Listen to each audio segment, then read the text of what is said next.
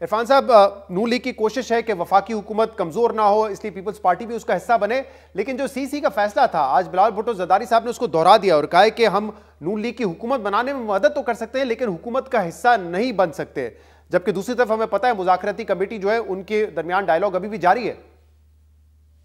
بہت شکریہ شہزاد، میں نے بلاول صاحب کی گفتگو تو نہیں سنی، لیکن جو کچھ میں نے ابھی آپ کے چینل سے ٹکٹ وغیرہ دیکھے ہیں تو میرا اندازہ یہ ہے کہ انہوں نے مجموعی طور پہ بہت مثبت باتیں کی ہیں، باہمی تعاون کی باتیں کی ہیں اور سیکریفائزز کی باتیں کی ہیں اور جمہوریت کی خاطر اور ایوان کی خاطر مل جل کے کام کرنے کی اور اپنے ذاتی مفادات اور سیاسی مفادات کو بالائے طاق رکھنے کی بات کی ہے، جو بہت اچھی بات ہے۔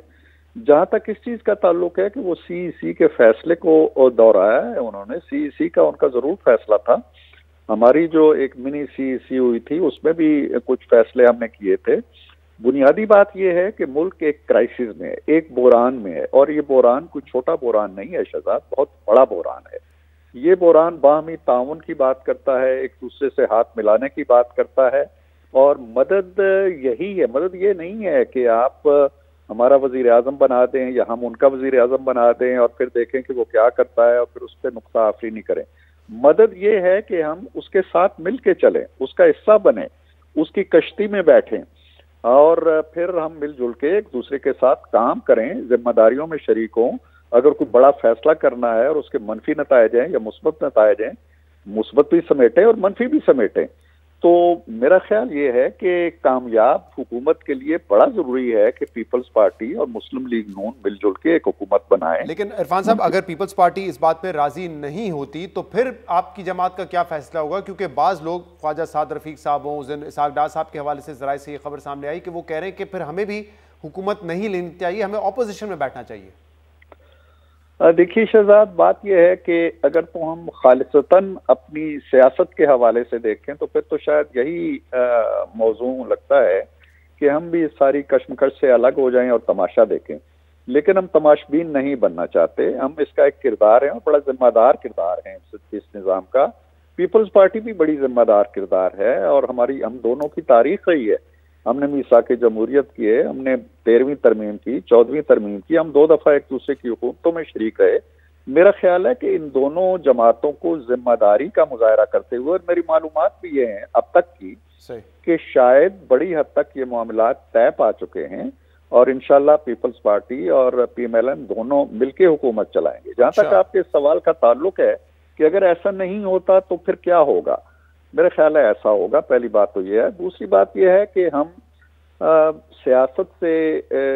بالا تر ہو کر ہر قربانی دینے کو تو ضرور تیار ہے، لیکن ہم یہ نہیں چاہتے کہ ہمیں کوئی قربانی کا بکرا سمجھ کے ہمارے گلے میں ہار ڈال کے اور بناؤ سگار کر کے تو پھر قربانی دے دی جائے ہمارے، ایسے تو ظاہر ہے کہ ہم نہیں چاہیں گے، ہم چاہیں گے کہ ہم مل جل کے چلیں۔ تو عرفان صاحب، دوسرا یہ کیا پروپوز کیا گیا تھا آپ کی جماعت کی جانب سے کہ 3 سال جو ہے وہ شہباز شریف صاحب وزیر اعظم بن جاتے ہیں، 2 سال بلاول بھٹو زرداری صاحب بن جائے؟ کیونکہ وہ کہہ رہے ہیں کہ مجھے تو آفر کی گئی تھی، میں نے انکار کر دیا اور جب بھی وزیر اعظم بنوں گا تو عوام کے ووٹ سے بنوں گا، منتخب ہو کر آؤں گا، پھر بنوں گا۔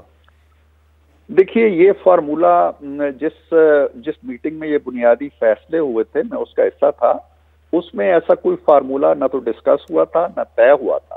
لیکن اسی کے ساتھ میں یہ ضرور کہوں گا کہ جو ہماری مذاکراتی ٹیم ہے، چونکہ میں اس کا حصہ نہیں ہوں،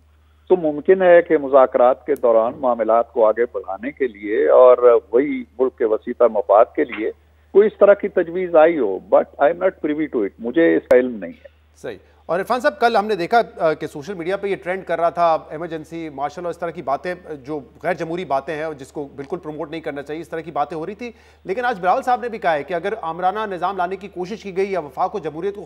خطرہ ہوا تو کارکنوں کو سڑکوں پہ نکلنے کی کال دوں گا۔ کیا ایسا کوئی خدشہ ہے؟ آپ کی بھی آپ ایسا محسوس کریں؟ کیونکہ بلاول صاحب نے تو اس پہ بیان دیا آج۔ دیکھیے، ہمارے انتخابات کی تاریخ جو ہے کوئی بہت حوصلہ افزا نہیں ہے۔ ہمارے پہلے انتخابات میں ملک توڑ دیا، دوسرا 11 سالہ مارشل لا دے گیا، تو ہم سانپ کے ڈرے ہوئے لوگ ہیں اور رسی سے بھی ہم احتیاط کرتے ہیں، لیکن بلاول صاحب اگر یہی چاہتے ہیں اور ان کی سوچ ہے کہ ایسا خدا نخواستہ ہو سکتا ہے، اور پھر انہیں اپنے کارکنوں کو سڑکوں پہ لانے کے بجائے ابھی سے ایک ایسا سالڈ اور مثبت فیصلہ کر لینا چاہیے کہ نہ ایمرجنسی کی نوبت آئے، نہ مارشل لا کی نوبت آئے، सियासतदान मिलजुल कर निज़ाम की निगहबानी करें और आगे लेके चलें। वो इसी सूरत में हो सकता है कि वो वफाकी हुकूमत में आपके साथ मिलें ताकि हुकूमत मजबूत हो। जी हाँ, देखें लॉजिकल ये है, दानिशमंदाना फैसला ये है, मुनसिफाना फैसला ये है। देखें एक अगर चाहता है जी कि मैं आईनी ओहदे लेके गलबा हासिल कर लूँ और मलबा दूसरे के सर डाल दूं, तो ये गलबे और मलबे दोनों में शरीक होना पड़ेगा।